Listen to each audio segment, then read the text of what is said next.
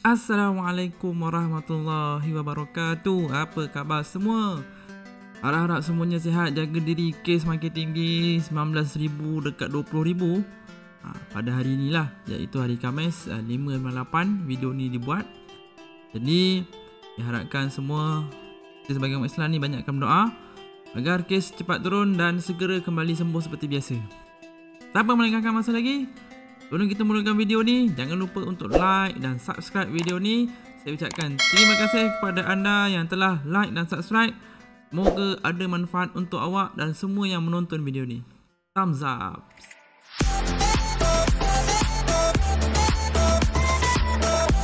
Baiklah, kita mulakan terus pembelajaran kita hari ini. Yang lepas kita dah belajar Sirah Darjah 3 pembelajaran 1. Hari ini kita masuk pembelajaran 2 Sirah Darjah 3. Masih lagi Darjah 3 tapi kita masuk pelajaran 2. Pelajaran 1 dengan pelajaran 2 cerita bagaimana Islam ni mula berkembang. Pelajaran 3 dan pelajaran 4 adalah cerita tentang mukjizat dan Isra' Mi'raj. Jadi saya tak nak cerita bab tu. Lepas habis pelajaran 1, pelajaran 2 ni, saya akan terus masuk pelajaran 1 Darjah 4. Cerita balik pasal sirah Nabi ni. Saya akan sediakan link kat ruang komen. Nanti boleh tekan link tu dan boleh tengoklah slide-slide yang dikongsikan oleh PID daerah Kulai. Sebelum kita masuk pelajaran, kita tengok dulu pelajaran 2, iaitu cerita tentang apa? Pelajaran 1 cerita tentang penurunan wahyu, bagaimana Islam ni mula-mula sekali berkembang. Pelajaran 2, unit 1, situasi, masa dan sebab Nabi Muhammad SAW berhijrah. 2. Hijrah ke Habsyah, ni pendek saja. 3. Peristiwa sebelum berlakunya penghijrahan, apa berlaku sebelum hijrah. Yang keempat, hijrah Rasulullah SAW ke Madinah bersama Abu Bakar. 5. Persaudaraan antara Muhajirin dan Ansar. Ringkasan bagi pelajaran 2 untuk Darjah 3 ni adalah Nabi Muhammad SAW setelah berdakwah di Mekah selama 10 tahun tu dicerita dalam pelajaran 1 Darjah 3. Pelajaran 2 Darjah 3 ni dia cerita tentang Nabi Muhammad ni dia mula berhijrah ke Madinah. Sebelum dia berhijrah ke Madinah tu apa jadi? Semasa dia berhijrah ke Madinah tu apa jadi? Dan sampai je Nabi ke Madinah tu apa jadi? Apa yang berlaku? Semuanya dalam pelajaran 2 Darjah 3 ni. Mari kita sama-sama lihat. Okay, sila pastikan fokus dan jangan skip video ni sebab kalau skip akan tertinggal poin-poin yang penting. Peristiwa hijrah ke Habsyah dan Yathrib, iaitu Madinah. Dua tempat ni berbeza. Habsyah ni dia dekat kawasan Mekah aja, tak jauh daripada Mekah tu. Yathrib ni yang kita panggil sebagai Madinah. Kenapa Yathrib ni ditukarkan kepada Madinah? Sebab Yathrib ni dalam perkataan Arab maknanya penyakit. Jadi Nabi Muhammad SAW ni dia ubah Yathrib tu menjadi Madinah. Kalau anda semua nak tahu, sebelum Madinah ada juga nama yang digunakan iaitu Taibah. Baik, Taib. Orang Arab biasa cakap Taib tu baik. Kemudian ditukarkan lagi kepada Madinah iaitu bandar. Madinatul Munawwarah, bandar yang bercahaya. Apa maksud Taibah? Baik, pernah dengar lagu Taibah? Ya Taibah, ya Taibah, ya Taibah. Situasi, masa dan sebab Nabi Muhammad SAW berhijrah. Yang pertama, kerana perpindahan orang Islam dari kota Mekah ke Madinah. Kedua, penghijrahan penting untuk menyelamatkan agama, diri dan harta benda. Para sahabat ni dekat Mekah dia kena seksa habis-habis dengan orang kafir, dengan Quraisy Mekah.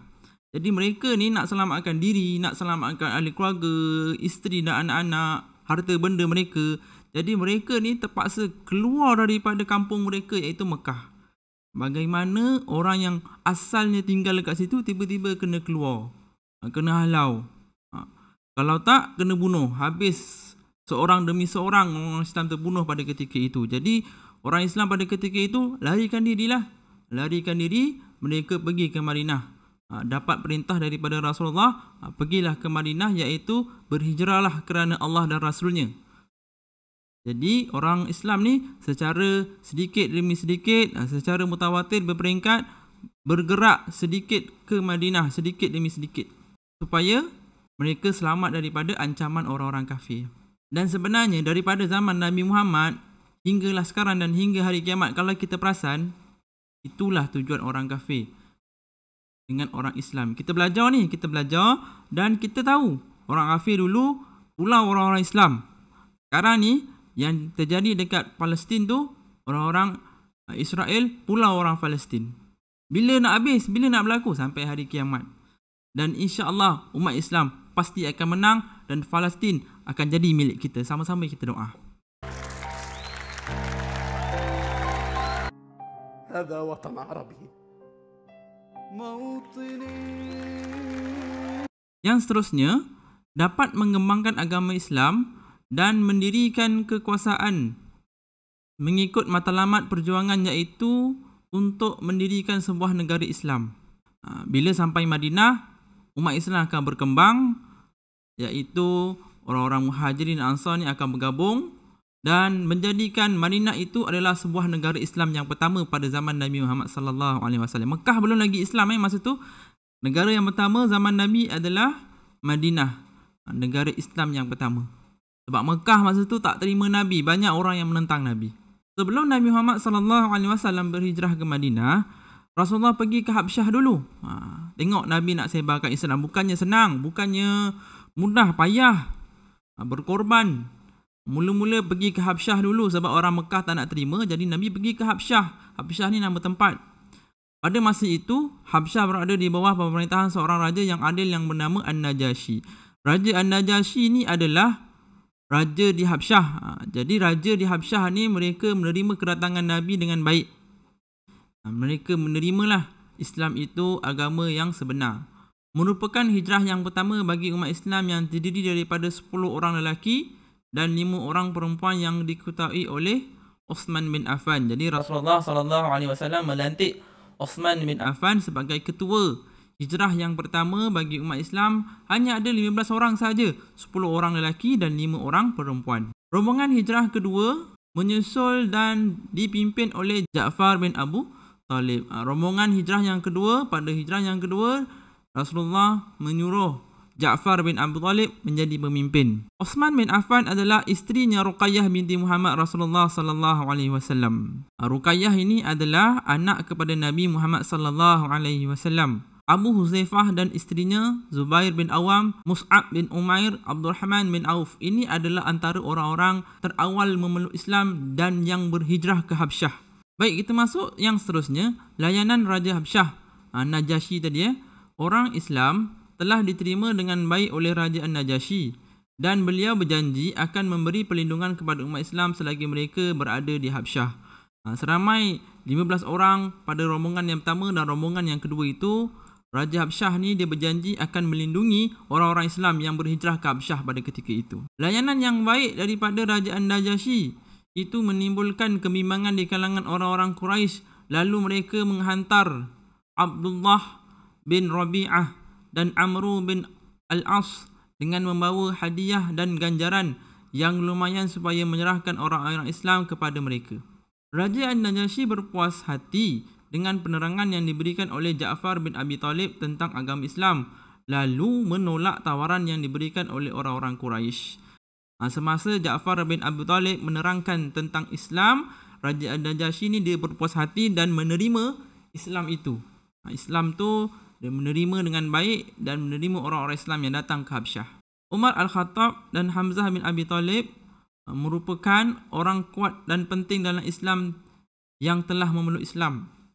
Umar ni sangat hebat orangnya. Dia sangat berani, bertubuh badan yang besar, berotot, sado dan orang yang kuat lah. Antara para sahabat ni, Umar yang paling kuat dari segi tubuh badan fizikalnya.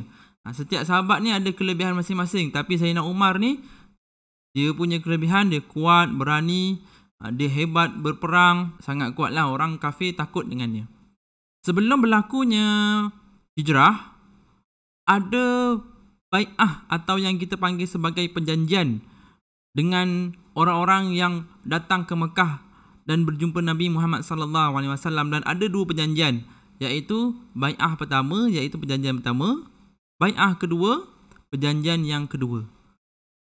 Bai'ah pertama bermula dengan mengadakan perjumpaan dengan 12 orang lelaki dari kaum Khazraj dan Aus yang datang ke Mekah untuk menunaikan haji dan mereka menerima Islam sebagai agama mereka.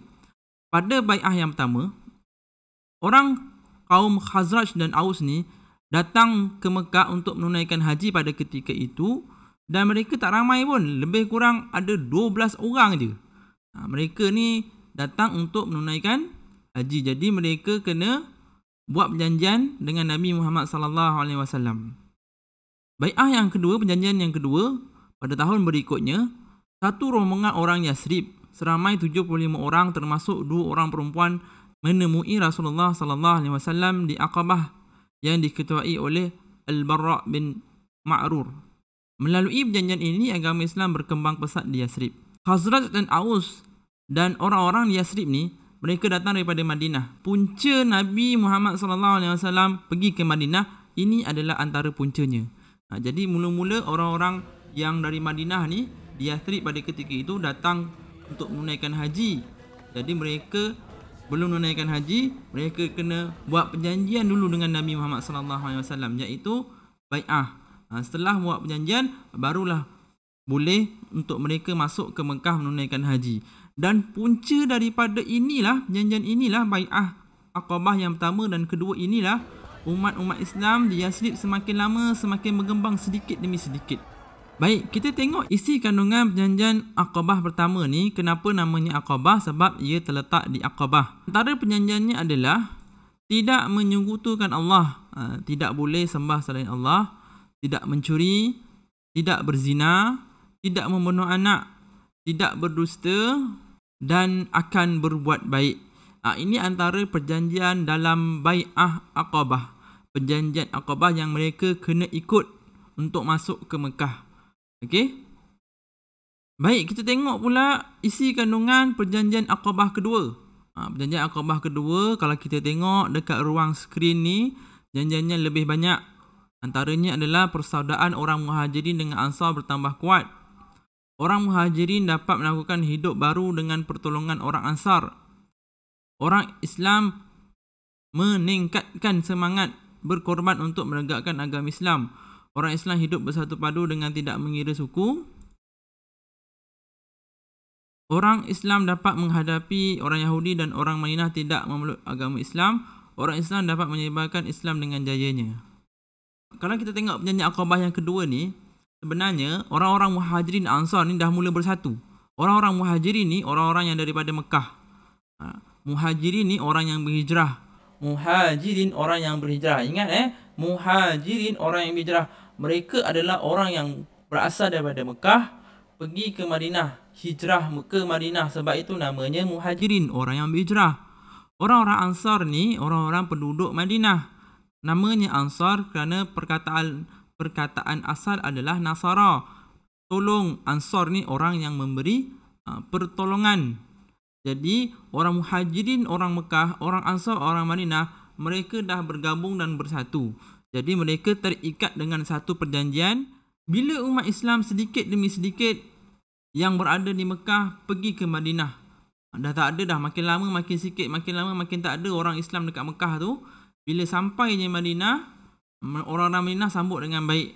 Dan tibalah masa Nabi Muhammad sallallahu alaihi wasallam berhijrah ke Madinah. Orang-orang kafir, orang-orang Quraisy Mekah pada ketika itu, mereka dah merancang beribu-ribu strategi untuk membunuh Nabi Muhammad sallallahu alaihi wasallam, tapi tak berjaya. Macam orang Israel nak kalahkan Palestin tapi tak berjaya. Kerana apa? Satu je sebabnya, kerana Allah Subhanahu Wa Taala. Insya-Allah Allah ada Allah ada bersama-sama dengan orang Islam. Okey? Jadi tak berjaya. Sehinggalah Nabi Muhammad berhijrah bersama dengan Abu Bakar As-Siddiq radhiyallahu anhu, sahabat Rasulullah, merangkap bapa mertua. Pada ketika itu, Nabi Muhammad pergi ke rumah Abu Bakar pada waktu tengah hari. Sebab orang-orang Arab dan kita pun, kalau waktu tengah hari, biasanya kita akan rehat, duduk kan. Waktu rehat 1 hingga 2, 12 kan, waktu rehat pejabat. Jadi Nabi ni bijak. Nabi Muhammad SAW ni pergi ke rumah Abu Bakar dan mengajak Abu Bakar untuk berhijrah ke Madinah. Pada ketika itu, bermulalah kisah sedih yang Rasulullah SAW bersembunyi di Gua Sur. Kalau kita tengok Gua Sur tu, guanya kecil je, bukitnya besar, guanya kecil. Dekat situlah Nabi Muhammad baring di atas riba Sayyidina Abu Bakar As-Siddiq radhiyallahu anhu. Ketika itu ada cerita mengatakan bahawa orang-orang kafir dah sampai dah dekat gua tu. Kalau mereka tundukkan pandangan melihat Abu Bakar, pasti akan nampak sebab gua tu kecil. Mereka tunduk gini, nampak dah. Tapi dengan sebab kuasa Allah Subhanahu Wa Taala, ada sarang laba-laba dan ada sarang burung menunjukkan bahawa gua tu dah lama ditinggalkan. Maknanya tak ada orang dalam tu. Hebat Allah Subhanahu Wa Taala. Nabi Muhammad ni bila pergi ke Madinah, mereka tak macam umat Islam yang lain, dia straight je. Mereka lalu jalan yang jauh. Mereka pusing sedikit kat Mekah tu, mereka undur balik ke kanan, kona, baru sampai Madinah. Sebab apa? Sebab pada ketika itu orang-orang kafir mencari, ingin membunuh, mengupah macam-macam, mengupah berjuta-juta rial untuk membunuh Nabi Muhammad. Siapa dapat bunuh Nabi Muhammad dapat hadiah lumayan. Jadi orang berebutlah untuk bunuh Nabi Muhammad sallallahu alaihi wasallam, tapi pekan daya tidak berjaya kerana Allah Subhanahu Wa Taala.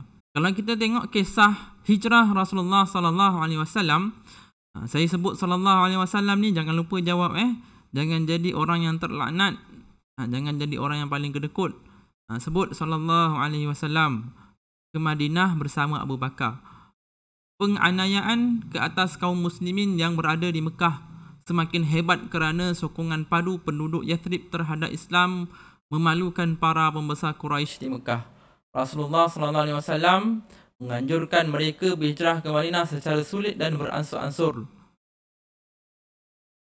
Rancangan untuk membunuh Rasulullah diketahui oleh baginda melalui wahyu Allah Ta'ala. Rasulullah berhijrah bersama Abu Bakar As-Siddiq setelah mendapat perintah daripada Allah, berlaku pada 2 Rabiul Awal tahun ke-13 kerasulan. Okey. Malam tu bila para musyrikin nak bunuh Rasulullah, masuk ke rumah Rasulullah, tiba-tiba mereka buka aja ni dah sedih nak cocok pedang ni, buka tu cocok, tapi rupa-rupanya yang berada di situ adalah Sayyidina Ali radhiyallahu anhu yang menggantikan tempat Nabi Muhammad sallallahu alaihi wasallam. Berani Sayyidina Ali ni sebab masa tu pedang dah dekat-dekat betul-betul lah. Tinggal bunuh, tinggal cocok je. Kali buka je tak dapat. Sayyidina Ali. Kalau agaknya kalau kita dah kencing-kencing dekat situ . Yang seterusnya, persaudaraan antara Muhajirin dan Ansar. Ini yang saya cakap tadi . Muhajirin orang yang berpindah dari Mekah ke Madinah, mempersaudarakan orang Muhajirin dan Ansar. Ansar penduduk Madinah, asal Madinah. Orang Muhajirin dan Ansar ni, mereka tahu orang-orang Muhajirin ni dia tengah sedih. Meninggalkan kampung halaman mereka, tengah sedih, ahli keluarga mereka ada yang hilang, adik-beradik, isteri, ada yang telah dibunuh oleh Quraisy, orang-orang Quraisy, orang-orang kafir Quraisy. Orang-orang Ansar ni mereka membantu orang-orang Muhajirin ni dengan sepenuh hati. Mereka memberikan keperluan yang sangat-sangat bagus dan sangat-sangat baik . Mereka membeli keperluan yang cukup. Rumah, mereka bagi rumah. Kalau mereka tak ada harta, mereka bagi harta. Mereka membantu antara satu sama lain. Dan ada cerita yang mengatakan mereka ni sehingga tahap kalaulah ada harta mereka dekat orang-orang Muhajirin, orang-orang Mekah, sehingga tahap macam tu sekali dia punya kebaikan tu. Nak cerita orang-orang Ansar ni sanggup membantu apa sahaja kepada orang-orang Muhajirin yang berhijrah ke Madinah. Muhajirin dan Ansar ni mereka disaudarakan, iaitu Rasulullah mempersaudarakan mereka seorang demi seorang. Contoh seorang Muhajirin, seorang Ansar, mereka bersatu. Seorang tu mesti ada geng dia. Apakah tujuan Rasulullah mempersaudarakan orang Muhajirin dan Ansar? Persaudaraan orang Muhajirin dengan Ansar bertambah kuat. Orang Muhajirin dapat memulakan hidup baru dengan pertolongan orang Ansar, meningkatkan semangat berkorban untuk menegakkan agama Islam, supaya orang Islam dapat menyebarkan ajaran Islam dengan jayanya, supaya orang Islam dapat menghadapi orang Yahudi dan orang Madinah yang tidak memeluk Islam, supaya orang Islam dapat menghadapi orang Yahudi dan orang Madinah yang tidak memeluk Islam, supaya orang Islam hidup bersatu padu tanpa mengira suku masing-masing. Jadi apakah tujuan? Sebenarnya kesimpulannya adalah untuk menguatkan lagi umat Islam pada ketika itu. Mereka nak menentang Yahudi, mereka nak mempertahankan agama Islam, jadi mereka perlu bersatu. Sepatutnya kalau kita lihat Malaysia sekarang ni dah mula berpecah walaupun agama Islam, kerana mereka sibuk dengan pangkat. Minta maaf. Sepatutnya umat Islam kena bersatu bagi menguatkan lagi umat Islam. Jangan sampai berpecah-pecah. Tak bagui. No! Dan antara sahabat yang telah dipersaudarakan oleh Rasulullah sallallahu alaihi wasallam, Abu Bakar As-Siddiq dengan Khadidah bin Zuhair, Ja'far bin Abi Talib dengan Muaz bin Jabal, Abdurrahman bin Auf dengan Sa'ad bin Rabi'ah, Umar Al-Khattab dengan Uthman. Kan saya cakap tadi, orang Muhajirin satu, orang Ansar satu, mereka ni dipersaudarakan seorang demi seorang. Antaranya Abdurrahman bin Auf dengan Sa'ad bin Rabi'ah. Dua-dua ni orang kaya.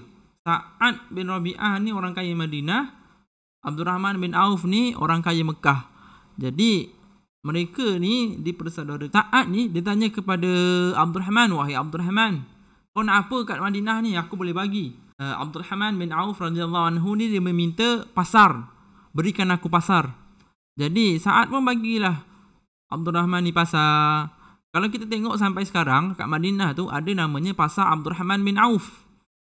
Orang Islam ni kalau dia dapat pegang ekonomi pasar raya ke supermarket ke pasar, insya-Allah ekonomi dia adalah ekonomi yang kuat. Orang yang berjaya lah. Tapi kalau kita tengok sekarang, kalau dekat Malaysia lah, ekonomi pasar ni biasanya dimiliki oleh orang yang bukan Islam. Tak apalah. Syurga kita bukannya dekat dunia, syurga kita adalah di sana nanti yang kekal selama-lamanya. Baiklah, yang terakhir, perkara yang dilakukan oleh orang Ansar bagi membantu orang Muhajirin. Rasulullah sallallahu alaihi wasallam tiba di Madinah pada 16 Rabiul Awal tahun ke-13 kerasulan. Okey. Jadi daripada 2 Rabiul Awal hinggalah 16, lebih kurang 14 hari Rasulullah berjalan daripada Mekah. Rasulullah berjalan menaiki unta bersama dengan Abu Bakar dan akhirnya sampai di Madinah pada 16 Rabiul Awal tahun ke-13 kerasulan. Pada 12 Rabiul Awal, 4 hari sebelum tu, Rasulullah tiba di Masjid Quba. Rasulullah dah sampai di Madinah pada ketika itu. Tapi Rasulullah bina dulu Masjid Quba tu. Jadi Rasulullah bina Masjid Quba tu atas dasar ketakwaan. Sampai sekarang dan sampai hari kiamat, orang yang sembahyang dekat Masjid Quba tu dia akan dapat fadilat yang besar. Antaranya adalah dapat 1 pahala umrah. Siapa yang ambil wuduk dekat hotel, kat kediaman mereka, kemudian pergi Masjid Quba, sembahyang sunat 2 rakaat, mereka akan dapat pahala 1 umrah. Begitu besar pahala orang yang solat dekat Masjid Quba tu, kerana besarnya pengorbanan Nabi membina Masjid Quba tu, iaitu atas dasar ketakwaan. Semua lapisan masyarakat Madinah keluar untuk menyambut ketibaan baginda dengan bernasyid dan berarak sepanjang jalan. Nasyid apa? Ini nasyidnya. Dah sampai. Nabi dah sampai.